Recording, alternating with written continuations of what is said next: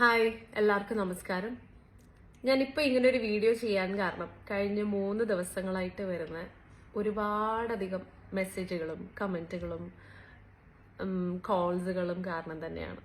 ഞാനൊരു video response ആയിട്ട് സത്യം പറഞ്ഞ് ഇടാൻ ആഗ്രഹിച്ചതോ വിചാരിച്ചതോ അല്ല. അതുകൊണ്ട് തന്നെയാണ് ഇന്നലെ ഞാനൊരു കുറിപ്പായിട്ട് എഴുതി ഇംഗ്ലീഷിലും മലയാളത്തിലും ഞാനത് എൻ്റെ ഒരു ഇൻസ്റ്റഗ്രാം പോസ്റ്റായിട്ട് എൻ്റെ ഒരു എക്സ്പ്ലനേഷൻ എഴുതിയിട്ടത്. പക്ഷെ അത് എത്രത്തോളം ആൾക്കാരിൽ എത്തിയെന്നോ അതിനൊരു ഇമ്പാക്റ്റ് വന്നെന്നോ എനിക്ക് തോന്നുന്നില്ല. Because the cyber attack is just continuing. അതിനകത്തൊരു കുറവോ കാര്യങ്ങളോ ചേഞ്ചോ ഞാൻ കാണുന്നില്ല.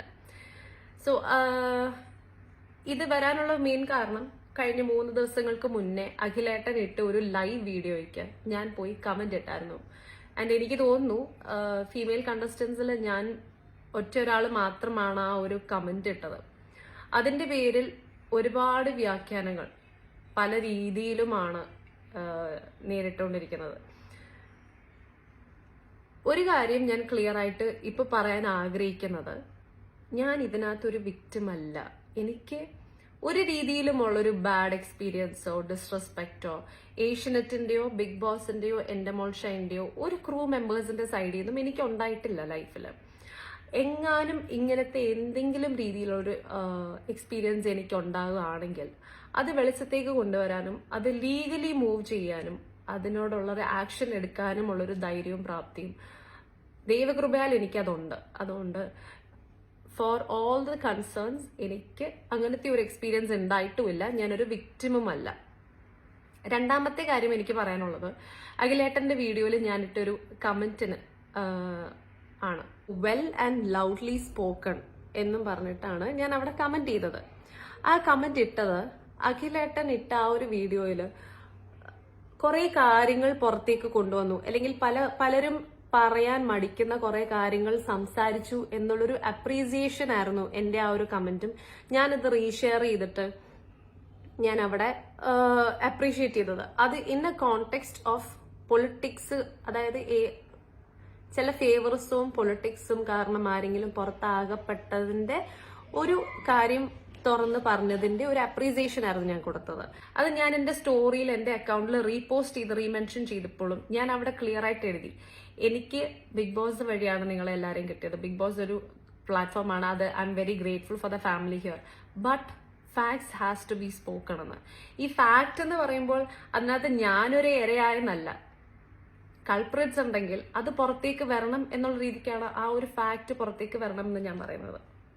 അതിലൊരിക്കലും എനിക്ക് ഇങ്ങനത്തെ ബാഡ് എക്സ്പീരിയൻസ് ഉണ്ടായെന്നേ അല്ല ഞാൻ സംസാരിക്കുന്നത്. എന്നെ ഈ പ്ലാറ്റ്ഫോമിലൂടെ നിങ്ങളിൽ ഏവരിലും എത്തിച്ചത് ഈ ഒരു ബിഗ് ബോസ് എന്നൊരു പ്ലാറ്റ്ഫോമാണ്. അപ്പോൾ I M truly grateful for the opportunities.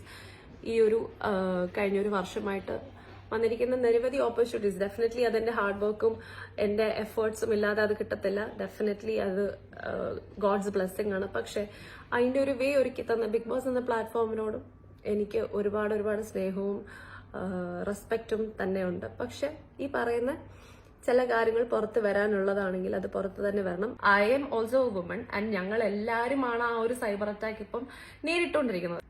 നമ്മൾ എല്ലാ most of the female contestants നമ്മളിപ്പോൾ ഗോ ത്രൂ ചെയ്യുന്നത് ആ ഒരു സൈബർ അറ്റാക്കിലൂടെയാണ്. അപ്പം അഖിലേട്ടൻ ആ ഒരു പേരുകളോ പറയാൻ പറ്റാത്തിടത്തോളം, ബിക്കോസ് ലീഗലി എനിക്ക് തോന്നുന്നു അതിനുള്ള ലിമിറ്റേഷൻ ഉണ്ട്. ബിക്കോസ് വിക്ടിമായിട്ട് വന്ന് അത് പറയാതെ പുള്ളിക്കാരൻ അത് പുറത്ത് പറയാൻ പറ്റില്ലല്ലോ. അപ്പൊ നമ്മളെല്ലാമാണ് ഡെഫിനറ്റ്ലി ആ ഒരു കൈകൾ നമ്മളുടെ പേരിലൊക്കെയാണ് അത് ചൂണ്ടിക്കാണിച്ചുകൊണ്ടിരിക്കുന്നത്.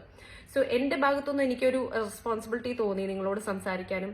ജെനുവൻലി കുറെ കൺസേൺസ് വന്നുകൊണ്ട് തന്നെയാണ് എനിക്കത് പറയണമെന്ന് തോന്നി. ഞാൻ ഒരു വിക്ടിം അല്ലാന്നും എനിക്ക് I was treated with due respect എന്നും പറയാൻ തോന്നി. ആൻഡ് ഇതിന്റെ താഴെയും എനിക്ക് ഉറപ്പാണ് ഒരുപാട് പേര് വന്ന മെസ്സേജുകളും കമന്റുകളും ഇടും, ഒരുപാട് ഹേറ്റും പറഞ്ഞിട്ട്. എനിക്ക് കുഴപ്പമില്ല, നിങ്ങൾ കണ്ടിന്യൂ ടു ഡു. പക്ഷെ ഞാൻ പറയാൻ വന്നത്, ട്രൂത്ത് ഷുഡ് ഓൾവേസ് സൈൻ. ആ ഒരു ട്രൂത്ത്, അതായത് സത്യങ്ങൾ എപ്പോഴും പുറത്ത് വരട്ടെ, സത്യങ്ങൾ എപ്പോഴും ജയിക്കട്ടെ എന്ന് മാത്രമേ എനിക്ക് ഇതിനകത്ത് പറയാനുള്ളൂ. അപ്പോൾ thank you so much for all the genuine concerns and love. നല്ലത് സംഭവിക്കട്ടെ, സത്യങ്ങൾ ജയിക്കട്ടെ. Thank U.